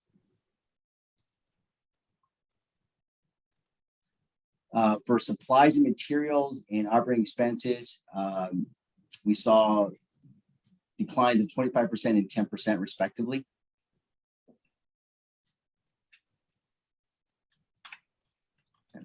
Oh, sorry. Any questions there on the highlights? Again, these are numbers we've talked about. I think with this presentation, we're able to actually see some of the percentages and really get a sense of like how big some of these drops were. And kind of to Trustee Croninger's point, I think, or one other benefit is that we look at the past and start to think about the future, right? Where are these numbers going? So I think it's can lead to healthy discussion for the budget this year. Okay, so I'm going to pass it over now to Cesar to walk us through the budget history, go over some facts and figures. And thank you, Rudy. So we prefaced it with actuals just to give everybody a little bit of context on what our spending patterns have been. I'll talk a little bit about the budget history, just so that, to give everyone context on what we budgeted in the past, just so everyone can start getting a feel for what some of the changes are, some of the trending is. So I'm going to go back beginning on the next slide with the FTES history, because Rudy discussed how much it's changed over the last year. But if we're going to go back all the way to 2009, 2010, when we were really at our peak on enrollment numbers, which was about approximately 18,000, 19,000 approximately. So this was in fiscal year 2009, 2010. And so if everybody recalls, during that time, really the United States was in a bit of a recession. And we have this inverse relationship with recessions or the way our economy is doing and our enrollment numbers. Usually when we're in a recession, our enrollment numbers go up. And if you think about it, everyone is a little more concerned about paying a higher cost at a poorer university. They're a little concerned about the near future. So what we see a lot, or even people that are losing their jobs and they're trying to repurpose their careers. And so that's when enrollment numbers go up for us. And that's what happened in 2009, 2010. As you can see, that was kind of our peak.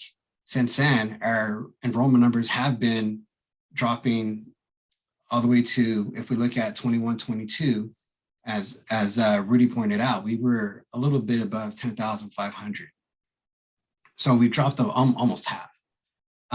Now, what we would expect in a recession is for the numbers to start climbing up. So this is kind of an exceptional time in our history, because obviously we have a lot of people that were losing their jobs or were resigning. We had what do we call it, the Great Resignation.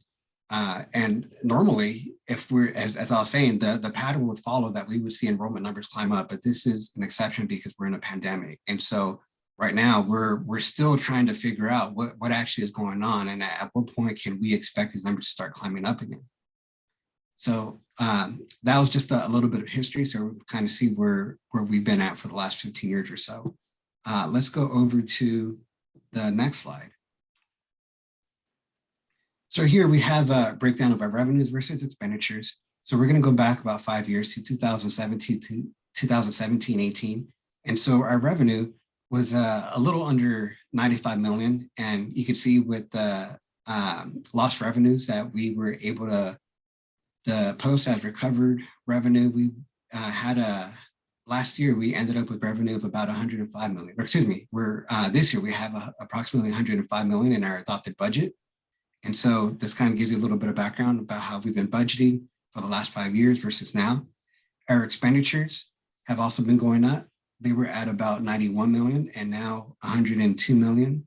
And so we are expecting a surplus for this year.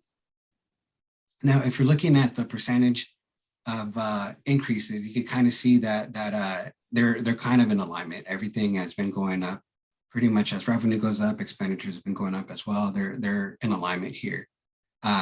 Initially, what we saw was that expenditures were exceeding our revenue, but we've been able to bring that under control. But a lot of it has to do with the pandemic. And so right now we're still trying to figure out how to project our revenue versus our expenditures. And we're kind of in an exceptional period in the last 15 years where we're really trying to do much more analysis than we've had to do in the past. So let's Cesar? Yeah.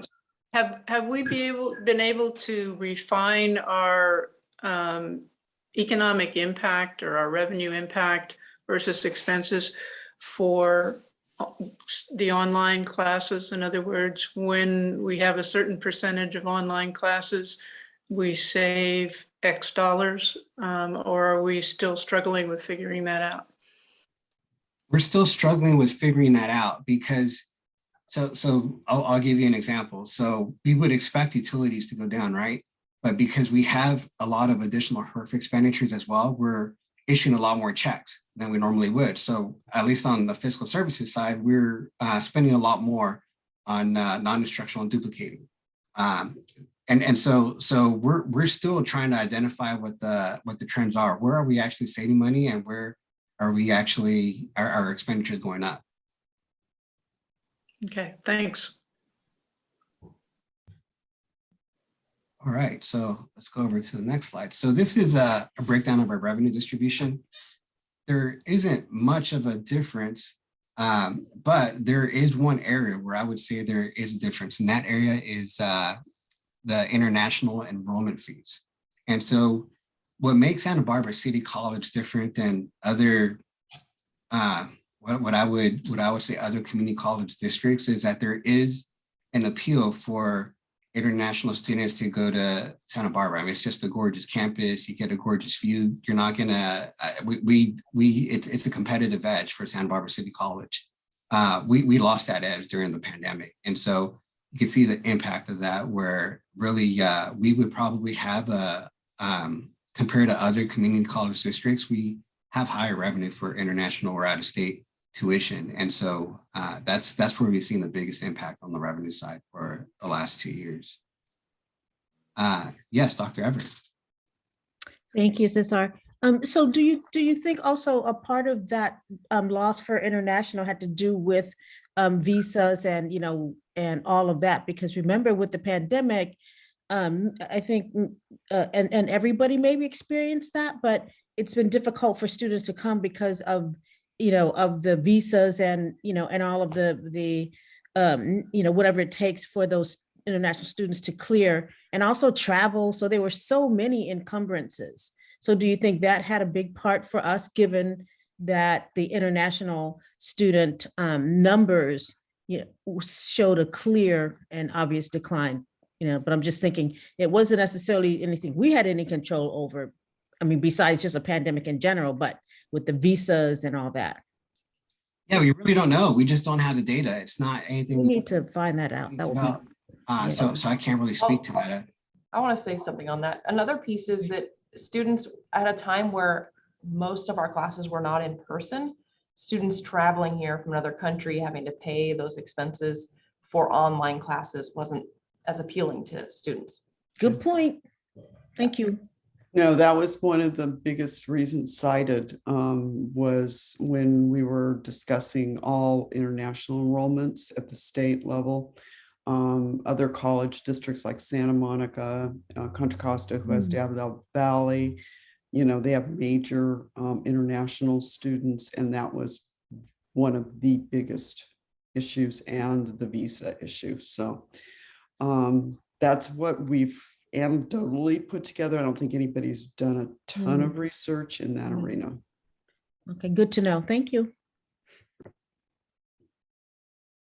Any other questions here? Do we plan to do some research relative to our projections? Because, for example, the proportion of where students come from may be changing. We used to have, I think, 35% Chinese students, and I'm not sure whether that's going to continue or not. We will be looking at that as we go through sort of our enrollment management plan. They're finalizing that. And then really, we're going to have to look at sort of what's going on. You know, you saw, I think some of you saw that kind of heat map we have of where all our students are coming from. And what I would like to be able to do is trend it out and take a look at that. And also want to talk to some of the other colleges that have really big programs and what they're trending and what they're really seeing. So that's something we need to do as we're thinking about the future. So, yeah. And then we do have a note on the bottom that back in fiscal year 17-18, non-resident tuition revenue made up 16%. And for this year, we're budgeting that would be 7% of our total revenues. So let's go to the next slide so we could look at the expenditure distribution. So now on the other side, now what we have seen over the last few years, we're breaking out other expenses as a percentage of expenditures versus salaries and benefits. The salaries and benefits has been going up over the last few years. The biggest component of that is that our pension rates have been going up. CalPERS and CalSTRS rates, those have been going up. And I'm going to show another slide where I could show that. Last year, the reason we had other expenditures as a percentage of expenditures going down is because we were in a pandemic. That's where we did see that, for example, a lot of supplies expenditures were going down. We saw that last year. This year, we're still trying to figure out where specifically the areas expenditures are dropping, because what we realize is that they're not just dropping all across the board. They're actually going up in other areas where we might have additional contracted services, or we have additional supplies for other reasons. And so, so this year we're expecting that it's going to get a little more back to normal. I'm sorry, a little bit more what? Sorry. Look, it's going to normalize a little more to what it was back in 18-19. And just one follow-up, isn't it the case that the, faculty and classified are paying a little more into their own, having to contribute more, that they're contributing more into retirement and, yeah. The district cost is going up. As far as, I don't know if that's what. No. I don't think there's been any increase to the employee side since 2012, I believe. Oh, or okay. 13, when they made the modification and they grandfathered certain people in. Oh, okay. But no, the district usually bears the majority, well, all the cost of the increases overall. So there's, I believe it's in statute that faculty, they can't increase the cost without the legislature. It's one or the other on STRS or PERS. I'm sorry, I can't remember from my old CBO years. I don't know if Lindsay knows, but yeah, there's some real barriers to increasing the employee costs. Yeah, well, yeah, because I thought I saw something that had that counted as as one of the ways that they were dealing with the retirement costs, was that the faculty and classified staff were contributing more into their pensions and retirement. But okay. I don't think so. I that. haven't seen anything since, I think, 2012, 13. Okay, I'm gonna look that up. Okay, thank you so much. And that's a great segue to our next slide, because we do want to look at STRS and PERS contributions just to give everybody a feel for what's happened. So on the, if we're looking all the way back to 14, 15, we see that the STRS rate that this district was covering was 9%, and the PERS rate that the district was contributing was 12%. And so if we fast forward all the way to fiscal year 21, 22, we see that it's gone, the STRS rate has gone from 9% to about 17%. And the PERS rate has gone from about 12% to 23%. So it's effectively doubled. And that's where we continue to see that salaries and benefits as a percentage of expenditures continues to increase because of the PERS and STRS rates. It's going to continue increasing over the next 5 years, all the way through 26, 27 right now is what is projected to increase. So the STRS rate would go from about 17% to approximately 19% by fiscal year 26, 27. And the PERS rate would go from right now 23% to about almost 28% by fiscal year 26, 27. And so that's still a bit of an increase on the STRS side. It's approximately a 12% increase. And then on the PERS side, it's a 20% increase. So that's what the state is projecting so far. Those are the rates that we're getting from the state. We're not doing our own projections. That's actually the pension boards that are providing those projections. And we've also listed those in our audited financial report as well. Those projections are not set in stone. They can change, right? That's correct. Yes. And so I'll get to that in a bit with the governor's proposed budget. But yes, once the governor's proposed budget comes out, that's where we see a lot of different groups are lobbying to try to get the state to make a one-time contribution so that the rates don't increase as rapidly, or at least for the current year. And that's always what for the last few years, that's what we see has changed from the January proposed budget all the way through the May revise. And that's due to a lot of lobbying from a lot of different groups. And so we know that a lot of our local legislators are going to be hearing from our lobbyists on the education side. Yeah, and I was also thinking their returns have been really above average, or probably above what they projected in the last couple of years, and now have taken a real hit very recently. Yeah, I think you're right about that. All right, and then And I was just going to say to Trustee Everett's thing, there was an effort, from what I understand, with the PERS board sometime in last fall that they might change the PERS, and that would be our classified employees. I've never seen anything that said that it went through, so we'll continue to look at that. Thank you, Dr. Mario. And COLA is always a big topic. So we just wanted to break down how we've been using COLA for the last 10 years. And so you can see that in fiscal year 2012-13, the district itself did not receive a COLA to revenue, but the district did give employees a one-time lump sum of 3%. And then every year, pretty much after that, the district has been passing on or passing through the COLA to employees. And so, for example, in 2015, 2016, we received a 1% COLA, and that got passed on to employees, and kind of follow the different lines right there. 2018, 2019, that was a COLA that was passed on to employees that was a lot larger than the COLA that the district received. And then in 2019, 2020, the district received a COLA that was not passed on to employees. 2021, no COLA received. And then 21-22, we did receive approximately 5% COLA, and that is still being negotiated for this year.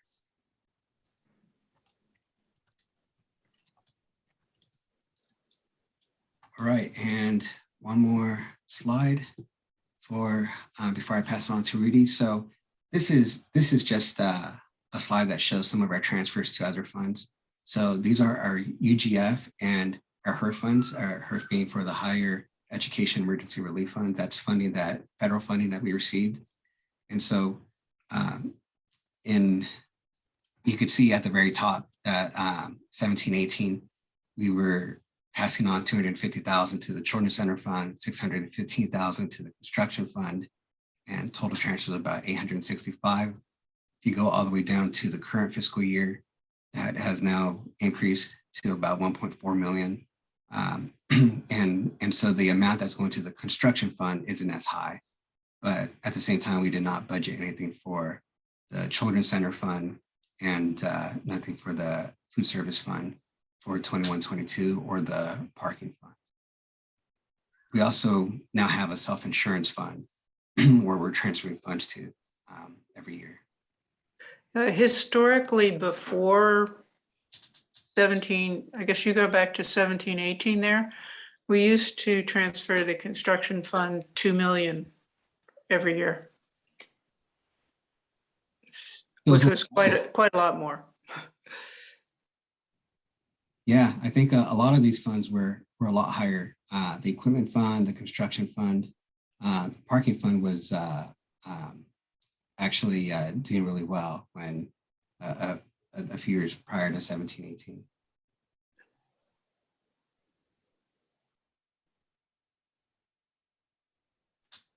Any questions here? Okay, so we'll go ahead and oh, Cornelia had a question. Yes, thank you so much on this slide, because we were talking about construction fund and equipment fund. Am I mistaken that we this year, the 2021 year, did receive a substantial amount in deferred maintenance and instructional equipment money, which went directly into those funds? That means basically relieved us a little bit of having to transfer so much. Is that right? And could you help me out with that amount again, please? Yeah, sorry, I don't know the amount, but yes, we did receive a lot higher of funding from the state than we have for previous years. I can speak to that. A lot of that was a one-time funding, though. It was a one-time allocation. It's not. Yeah, we received about $6 million for deferred maintenance, but the deferred maintenance funds, there are restrictions on how we spend it, and it doesn't particularly offset what we historically spend for emergency repairs. We have to submit to the state specific projects that we're doing, and then we have to do those specific projects. So it does help the district substantially in further improving our facilities, but it doesn't reduce the expenditures that we tend to spend on an average year for emergency repairs, because we're not able to use it for something that comes up on a whim. We have to plan out exactly which projects we're going to be doing. Most of those funds are being spent on roofing replacements and roofing repairs. Offhand, it's quite a long list of projects we came up with, but that's primarily the roof repairs. Okay, thank you. So Rudy, we only have a few minutes left. What if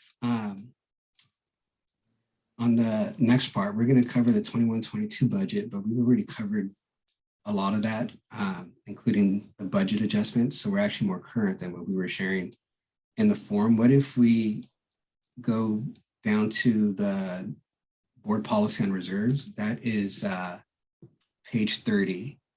And then I'll pass it on to you from there. But that way we have a little bit of time to cover the governor's proposed budget. I Yeah, we agree. basically covered a lot of this already. What page? Page 30, or if you want to go straight to the governor's proposed budget, we could go there as well. Yes, I do have to leave at 6. Okay, so I'll cover this real quick. So governor's January proposed budget, you can kind of see what the process is. The governor submits the proposed budget in January. Then there's legislation that happens back and forth. There's a lot of lobbying where a lot of groups are trying to share what they think their best interest is. And they're appealing to all of the legislators. Then there's a Senate that creates their own budget committee. The Assembly creates their own budget committee. And then after the governor gets all that information, we get the May revise. So the January proposed budget is what actually kicks off our budget timeline. But we actually wait until May to get the governor's revise to really build our budget. We really build our budget based off of the May revise, although we start trying to do a lot of analysis before then, and that's what we're doing now. And so if you go to the next page, some of the ongoing. Before you go, Oh, yeah, yeah. Can I just say thank you so much for this sort of this diagram, this org chart, for example. It really helps clarify exactly what's happening because to hear May revise is kind of sort of like people are just kind of willy-nilly, but it really helps to see how this process works. So thank you for that. Yeah, yeah. Thank Very you, helpful. Vice President Moss, who suggested that. So on ongoing adjustments, this is where in the last few years, we've actually seen a lot of bullet points. We did not see that many bullet points this year. And so we have a COLA adjustment that was proposed for the next fiscal year of 5.33%. Initially, we were expecting that this could create a 4.5 million impact for Santa Barbara City College, but what we're realizing is that that's really based on if FTES holds up. And so we're recalculating what the impact would be. COLA for restricted funds, also 5.33%, but the only restricted funds that were actually named out were adult ed, EOPS, DSPS, CalWORKS, and the Child Care Tax Bailout Program. So one of the funds that's a big fund that was not mentioned was the Student Equity Achievement Fund, also known as a SEED program. That's a big one. No COLA proposed in the governor's proposed budget for the C Fund for a strong workforce or other student support programs. And then as far as one-time adjustments, again, this is where we would normally have a lot. I have a question on the last one. Could I ask that, please? Yes. Okay. So on the previous slide, Cesar, question on the C Fund, the C program.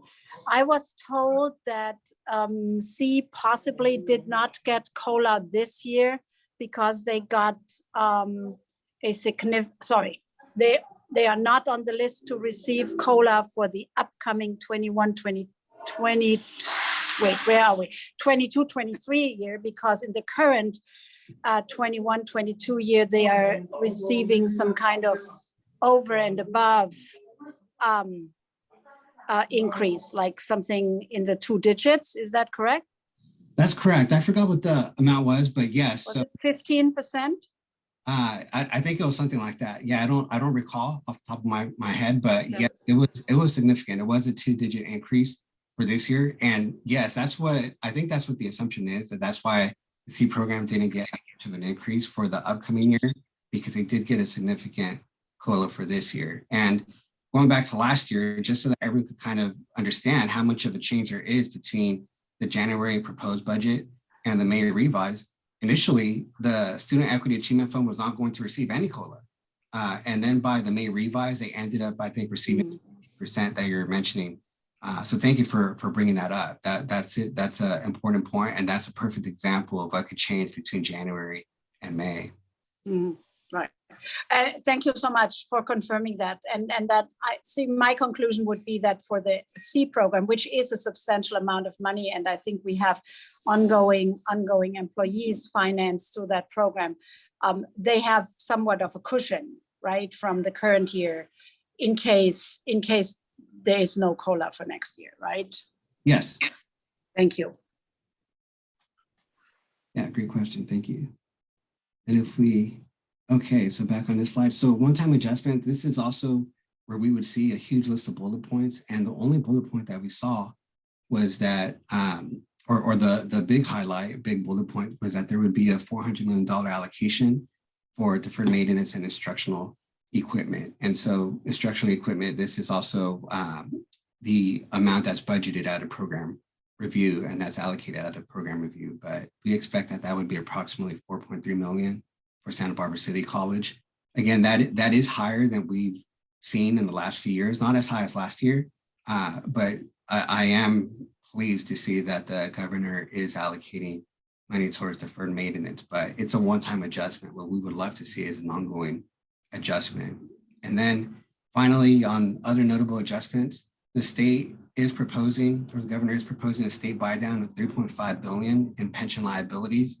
Now, initially, we thought that this would also help the community college districts and freeze the STRS rates and PERS rates at what they are for this year, but we're not sure if it's going to impact the PERS and STRS rates for community college districts. It may only be to the benefit of the state, but not to community college districts. And so we're trying to get more information about that. We're certainly going to get more information by May revise. I think, Cesar, that it was verified that it is on the side of the state. In Okay. pretty much every meeting I've been in so far, they basically, in fact, that's one of the lobby points that we're trying to push right now is they need to help the colleges.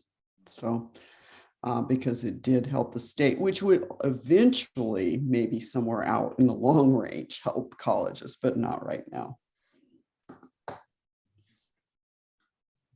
Hey, anybody have further questions or comments? Well, thank you. I mean, this was an excellent budget forum presentation, and it's good for us to see it as well. It is recorded as well, on our website. Okay. Two flavors. They're the 26th and the 28th.